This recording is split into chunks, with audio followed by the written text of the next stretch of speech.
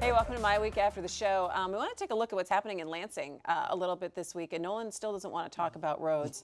So a little bit's been happening there, but the legislature has actually been talking about same-sex adoption and whether religious groups can be exempted from having to, let same-sex couples adopt. And I mean, it's not quite letting them adopt. It's whether these Catholic social services and Lutheran social service, these other faith-based groups, can be compelled to process the adoptions. What they're doing now, what the current practice is, and what the legislature should have probably just left alone rather than bringing this into the spotlight is they're asked to, if they're faced with an adoptive couple or person, they're uncomfortable processing, to refer him to other agencies. There are a lot of other agencies that aren't faith. And that's the practice now, and the legislature has decided they had to codify it, and now they're going to, they brought it out now, made it into something very controversial. Is the timing of this, is it anything coinciding with a possible Supreme Court decision? Well, of course it is. I mean, they're afraid, and rightly so, that the court is about to say enough, that you can't do this anymore, and you can't do it in any context. And that's the fear that I think that the ruling won't just contain to the issue of marriage, but that they may assign medium scrutiny or way outside chance, strict scrutiny to any legislation that seeks to treat people differently on the basis of sexual orientation. And if they do that, all of these laws fall almost immediately. It will become as if you were doing it to women, for instance, saying, if your religion says a woman can't adopt a kid or whatever, that you can't, that you don't have to do it. And this is a cover for the kind of discrimination that we have seen historically against other groups, right? Religious groups used to say we don't want to marry interracial couples, or we don't want to recognize their marriages. They used to say we don't want to have African Americans adopt babies. These are things that we have had this fight over and over and over in this country. Sexual orientation is the new front for it, and I predict that it will go the same way as the others. You cannot discriminate against people for who they are. You can't compel religious groups to violate the conscience, and I think you've got competing rights here. I don't think that these groups, they're not going to be compelled to do it. They'll just get out of the adoption business, and then we have to think about the consequences of that. They handle about 25% of the adoptions in the state. We've got as many children waiting for families in this state as we do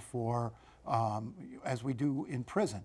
And I think we need to make sure in whatever we do here that we're not hurting kids. Now, there may be other answers here that would allow the Catholic social services and others to do what they do very, very well without violating their conscience, but also expand access. There's no reason why the state can't contract as well with gay-oriented groups or gay advocacy groups to process adoptions. But right now, gay couples can adopt, or gays can adopt children in Michigan. They have avenues for doing so, and to try to compel the Catholic Church and others to violate their religious freedom is just going to hurt the children. Yeah, so the problem is that adoption is a public process. Mm-hmm. This is a public accommodation, right. And you cannot in this country offer a public accommodation and decide who among the public is fit to get it. Well, no, you're just allowing some agencies, but that's like to exercise their religious freedom. So, if they were the only agencies, but right.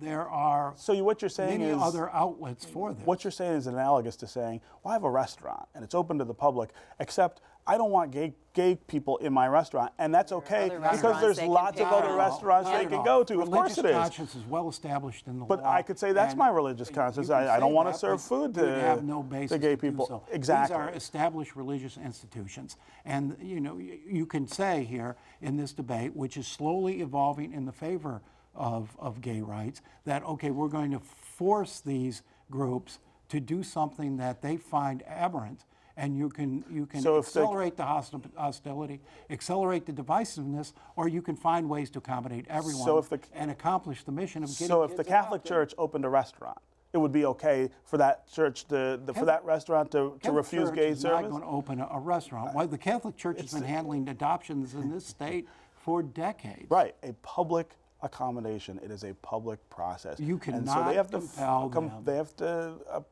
comply with law. And the solution is that you are not. You're either comply with the law like everybody else, or you're not in that business. You can't compel them to violate the conscience, and then you have to make a decision. Okay, well, if you don't think the way we think, then you're going to be out of the adoption business. No. Who gets hurt? It's that we have a constitution in this country that prohibits as of today, the discrimination. As of today, yeah, the Michigan Constitution says you can discriminate all over the place. That's all right. So how does this new piece of legislation make? Well, we don't. It's not it's not signed into law yet. Snyder has not signed it yet. How does this make Michigan look, Stephen? It makes us look like the backwater that we're quickly becoming. I mean, there's a lot of things like this going on in this state. Is there any kind of parallel to what Indiana did? Well, I don't think it's as high profile as what Indiana did, and I doubt there will be the same backlash. But it's in the same general category. It is a rush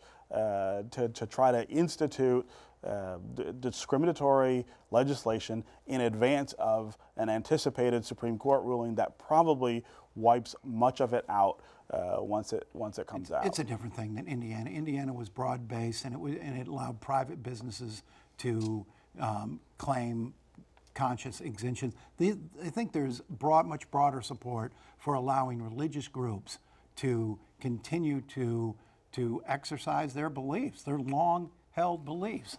I mean, this isn't something the Catholic Church just invented. Of course not. In the last Of course few years. not. And you're saying to the churches then, because society is moving in this direction, because we live in we live in a nation of laws, and the law also provides for religious freedom and religious conscience. But your religion cannot govern my public space, and that's the most fundamental bedrock principle of this Constitution. If this were the only option for adopting children in Michigan, but the current practice has been, and it's worked, is we will refer you to an agency that is comfortable handling your application. And more kids get adopted that way.